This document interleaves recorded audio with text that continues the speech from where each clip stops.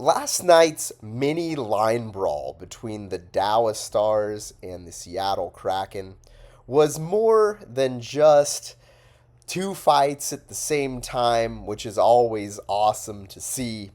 This was the Dallas Stars drawing a line in the sand and continuing their identity shift that we saw in the physical play leading up to the Olympic break.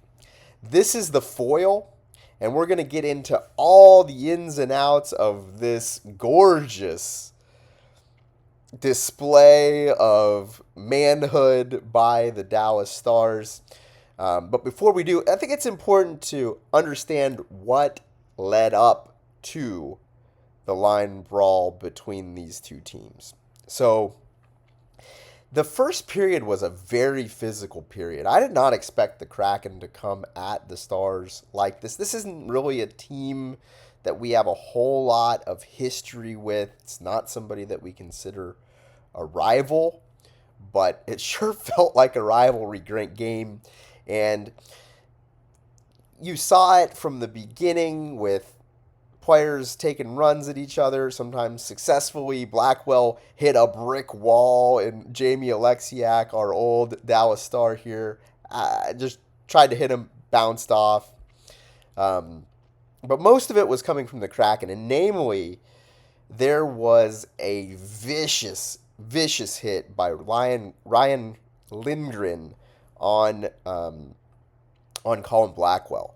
He hit him in kind of a blindside fashion where there was a player in between them, and so Blackwell did not see him coming. That was by design. Make no mistake, Ryan Lindgren was trying to kill trying to kill Colin Blackwell with this hit, and he almost did. He actually ended up hurting himself more than Colin Blackwell on the play. Both of them would go to the locker room immediately. And I got to tell you, I hate to see our player get hit like that, but that was a beautiful, clean hockey hit. So it continued. Namely, there was this guy, Melanson. I hope I'm mispronouncing his name. But he, the entire game, was running around like a little weasel with his head cut off, just being a pest. And what ended up happening right before the line brawl was he initiated this whole mess by hitting Miro Heiskanen not once, but twice. One of them was off camera, but I do think that it knocked Miro down the first time, and then he came back and hit him again. And Erne came right in and said, you do not do that to our number one defenseman.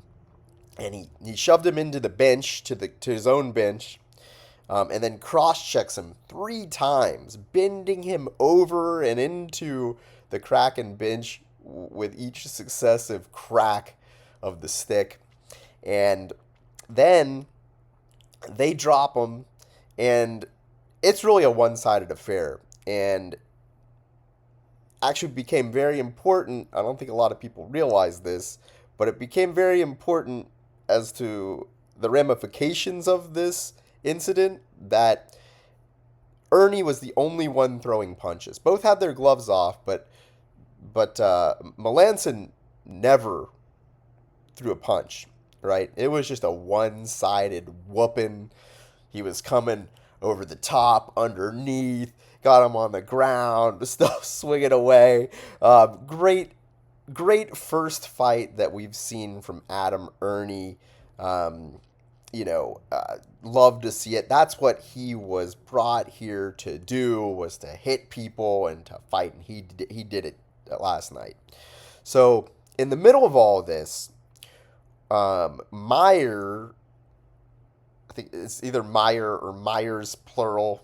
Anyway, some other Kraken guy came into the picture and looked like he was trying to interfere with Adam Erne's corporal punishment of Melanson, and Hyrckowian jumps right in to protect Adam Erne, right?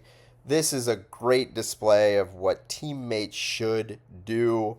I love Justin Hyrckowian. He's not the best fighter in the world. I think we can all say that from about the 3 fights that we've seen. But what you love about him is that he is willing to do it, and that matters much more than any of the other, judges' scorecards. So he ends up getting a little bit of the worst of it, gets knocked down, right? But then he gets back up, and the refs stopped it from continuing, but he wanted more of this Myers guy, and it was awesome to see. So going back to the importance of Adam Ernie's dancing partner not throwing a single punch in the fight, is that now it changed the penalty. The refs were able to call it a roughing on Adam Erne, who was absolutely gloves off unloading on this guy, right? He should have received a fighting. Anyway, they don't usually do that. It seems like it's only they do 2 fighting majors or nothing. And because that was not considered a fight by rule standards, now the second altercation does not become a suspendable offense towards Hyrckowian and Meyer. And that is very important to this team that is shorthanded and cannot afford to lose any other players. So that's the good news, is that we got all of the entertainment value of a mini line brawl and none of the consequences that you do get in the nice modern NHL. Adam Erne, this was his best game of the year. Look, this guy was not brought in to score goals and make beautiful plays and be a part of the power play. He was brought in to be a physical, heavy player who steps in instances like this, where you got to protect your star players. And kudos to him for doing his job to a T. He had a couple good hits. He had 5 on the night. So his best game of the year. This game was a banger-rooney. Yes, I will put it in that category. The Stars performed well, right? We won 4-1. We've now won 7 in a row. And we did it the way that hockey is supposed to be played. This is the Dallas Stars playing like men. This is a throwback to the old days where you saw a good number of games like this and then some back in the day. And the NHL, and hockey is a special sport, right, where it's about accountability. It's about sticking up for your teammates. It's the only sport where players are allowed to a certain degree, police themselves. And it's a beautiful thing to watch. I think we can all say that we really wanted there to be a fight. I wanted one.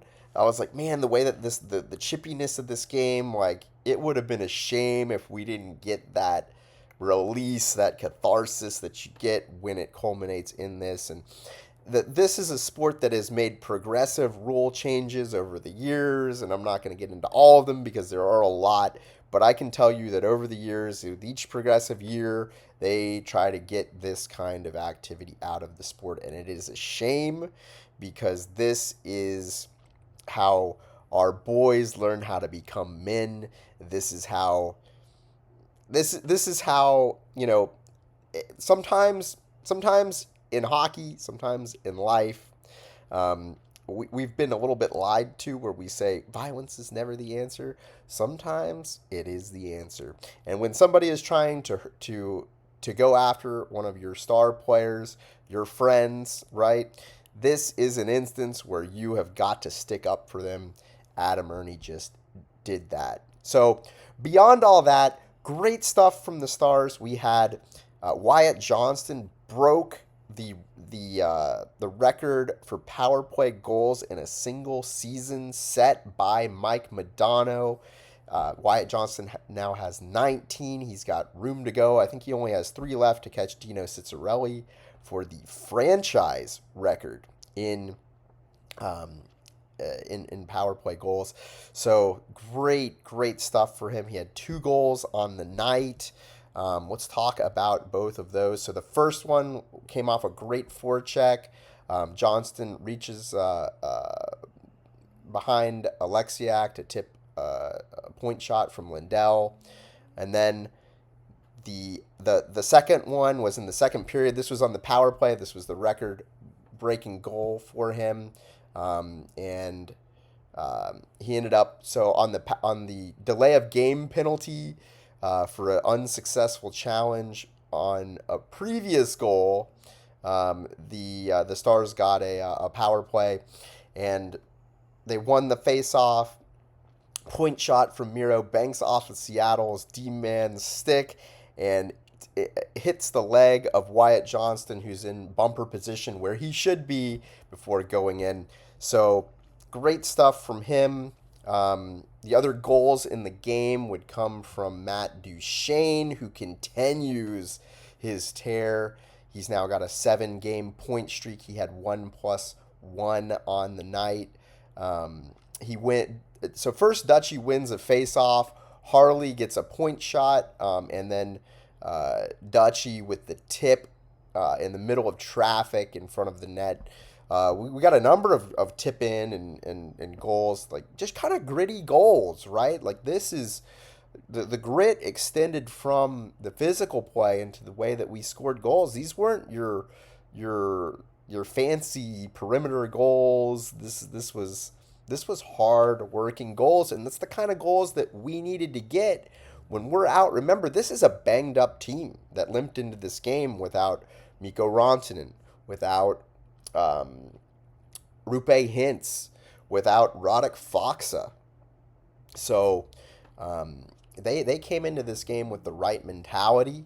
The other goal would come from Steele. This was the one that was challenged unsuccessfully. Ritzy with a sweet pass between the D-man's leg to Bork on the other side, who shoots, and then Steele crashed the net to jam the puck through the pads of Decord. Another gritty goal. So,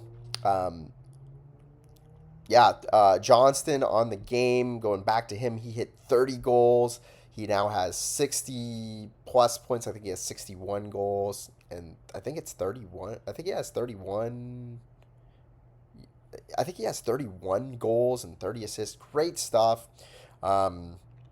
We now have a 7-game winning streak. You love that this game, at the end of the game, Gulletson chose to ice his 4th line just in case it hit the fan again, which is awesome. That's the right mentality from the coach. And the Stars would end up out hitting the Kraken 25-21. I don't know that we got the better quality of the hits, but at least we had volume, which we haven't been putting up up until recently, right? And we outshot them 32-19. And I've said it before, if you outshoot a team, if you out-hit a team, you are usually going to win that game. We also went 1 for 3 on the power play. We shut down their power play on 4 tries. They got nothing. We went 57% on the face-off shot. Just all in all, a great performance by the Stars. It was my favorite game of the year to watch, and I look forward to the next handful of games here. We've got the opportunity to rack this up to maybe like 10 games, because I think our next few games are, I know the next one against Nashville, we got a couple days off here, and then we play Nashville on Saturday. Very winnable game, even with injuries. And then I can't remember off the top of my head who we play next after that, but I remember going into this thinking, hey, we could continue this winning streak. So this is a team that seems to play well and better even when they're banged up.